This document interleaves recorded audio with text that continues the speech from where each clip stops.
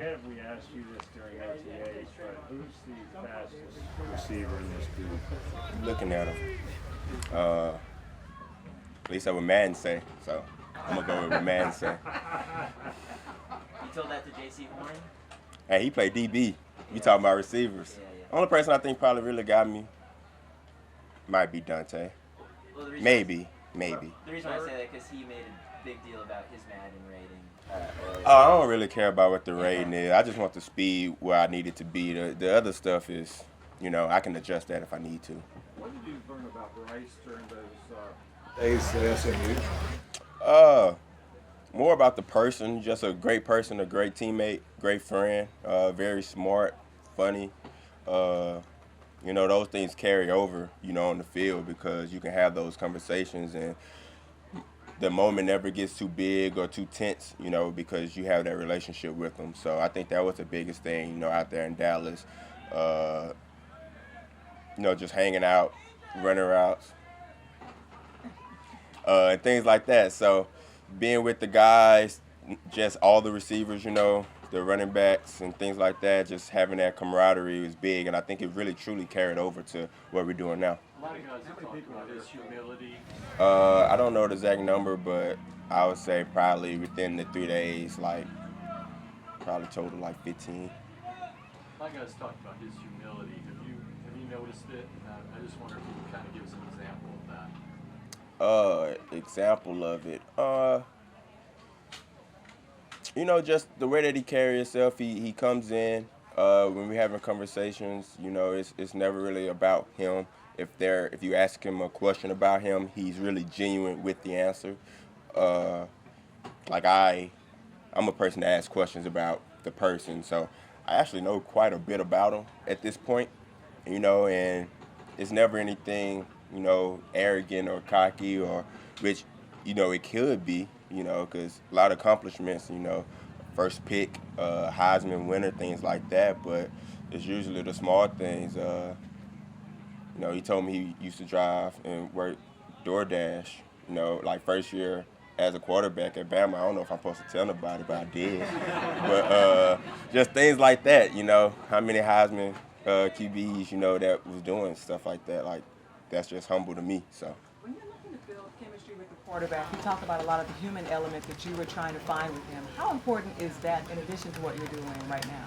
It's huge because, when we out there and say a mistake is made, I'm going to talk to Bryce the person, not Bryce the QB, and that's the difference. If I'm talking to just Bryce the QB, it's you do this, and I'm doing that. You talking to him as the person, it's more like, what was you thinking? Or, hey, my bad, I wasn't, I was thinking this. And just that chemistry builds, and then now, I kind of know what he's thinking. I kind of, know how he's, I know his mentality. So I know he's a go-getter, so he's probably going to throw this deep ball, so things like that. Is that what we've seen on the field in those couple of those long pass plays that y'all connected on? I would say so. Those plays, sometimes it's audible, sometimes that's what the play is, but I know if there's a chance to, attack, we're probably going to attack. And so I know that's his mentality. So me as a receiver, the other receivers know, go get it. And that's the type of players that we have. And, it's only day 2. We have a long ways to go, but it shows that that's the mentality that we want around here, DJ, Calvin Johnson once said that Sean Jefferson was the best wide receivers coach in the league. It was a big part of his success. You got to know him a little bit now. Just talk about him as a coach, him as a man. What's your first impressions of your new position coach? Coach old school, man. I had a few receiver coaches so far, and he's definitely the hard-nosed, grind it out, take your reps. You don't come out, you're tired, so what? And, you don't really get that a lot in the league. A lot of times in the league, you get he's a player coach. I'm not going to say he's not a player coach, but you get the coach that's going to allow you to slack off, and he's not that. He's going to force you to compete. Everybody has to compete. There's nobody just gets to go in and this is my spot, I can be comfortable, which I appreciate because at this point in my career, competition always in my life bring the best out of me. That's just whenever I can just sit there and be comfortable, complacent, and I have to figure out how to push myself. But it's good to be able to push myself still, but also have guys around me that's going to push me too. And I know I can push them, and that just makes us better. Who else has impressed you from the wide receiver room?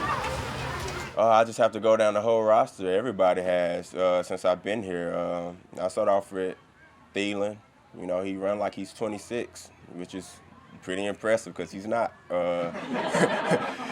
got, you know, Terrace, who's a baller, goes up, make a lot of contested catches, you know, really impressive. Mingo, you know, fast, consistently make nice catches. You have LaVisca, who 1 minute he's in the huddle as the receiver, next minute he's in the huddle as running back. You never know what position he's playing, very versatile.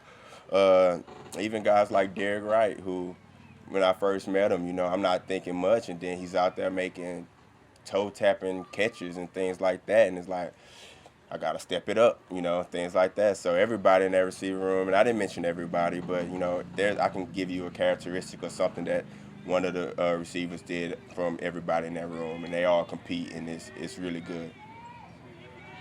What has struck you about Andy Dalton? Obviously, he's a veteran, kind of trying to take Bryce Young under his wing. What has struck you about him so far? The way that he approached every day, and he's very approachable. I had a good chance, you know, meet him, meet his family. His son actually had me on the cover of his iPad, which was really cool. So now me and him, you know, we locked in, me and his son. But Andy's a great guy. Anything you need, he's there for you. I've been able to talk to him about a lot of different things personally, like things that we both have in common that he's been able to help me with, and I've been able to, you know, take that with my family because he's obviously a family man as well. So I think it's great to have him, you know, in the locker room, very unselfish, but a lot of wisdom there. DJ, you look at this division. We got to wrap this up. Look at this division, and you know, a lot of teams have new quarterbacks. You know, Bucks, Saints, Falcons got a young quarterback. You guys got a new quarterback. How do you view this division? I mean, you feel like it's kind of like a wide open anybody's game? Or? Oh, for sure. You know, crazy. I grew up watching this division because I was a Saints fan. You know, and now I'm playing it, and I get to play them twice. And it's, you know, I feel like one thing about the NFL that I realized last year with Detroit is, you know, every week is different. Like, you come in and you say, hey, these are the guys to watch for. These are the guys that's going to do this. And then mid-season, you changing it. And then at the end of the season, you done changed it again. You know, it's all about how you approach each week. You know, we open up with division games, but I'm pretty sure the Falcons and the Saints won't be the same team that they were week 1 and 2 when we meet them later in the season. So I think the biggest thing for us is for us to be consistent, for us to be who we are. And if we are who we are, we're going to be fine. We're going to be good. It don't matter what division we are in. But, you know, if we're inconsistent or we shaky, then who knows. But I feel like we're going to come in, we're going to be who we are, and it's going to show. And that's my mentality. That's what the team is saying. We have to prove it, no matter what people say, how weak or strong the division is, because it changes every day. Let me ask you one more question. Dante Jackson's coming off a torn Achilles, pretty serious injury. You said he's still one of the fastest guys out there. How does he look to you? Oh, good. You know, one thing you can't take away is confidence. And that's one thing that he has. And as long as you have that, you know, it's great. But he's definitely moving very good, in and out of breaks. But also, you know, he's a year older. So I feel like in this league, the older you get, the less you truly need to rely on just physical gifts, which is a blessing, you know. So although he still have those gifts, I feel like he's, you know, a year wiser, a year smarter, and those things definitely show up on the field. You've been with a couple of Let's be the last one right here. over the years. It seems like you're fitting in well here. Do you feel like you kind of started to find a home with these guys? Oh, for sure. You know, I was in Jacksonville for 4, and I actually played with a few of these guys in Jacksonville. Then last year I went to Detroit, and, you know, Coach Deuce and Coach Wash are here. And, you know, Deuce is a big reason why I'm here. The conversations that we had in free agency was big for me, just knowing the type of person that he is. And you know, just how I know he'll have your back. And so being able to confide in him help bring me in, and then meeting the rest of these coaches it's great. You know, obviously this is a production based league, so you have to earn your keep wherever you go. But as far as, you know, chemistry and things like that, you know, I feel great. I'm from the South, so being back in the South is refreshing. You know, I'm used to the heat and the mosquitoes that's all around, so it's what I know. So and Charlotte is a great city. It's beautiful, a lot of things to do, a lot of things for my kids and my wife to do. So, you know, it checks off all the boxes for me. All right, thanks, DJ. For sure. Thank you all.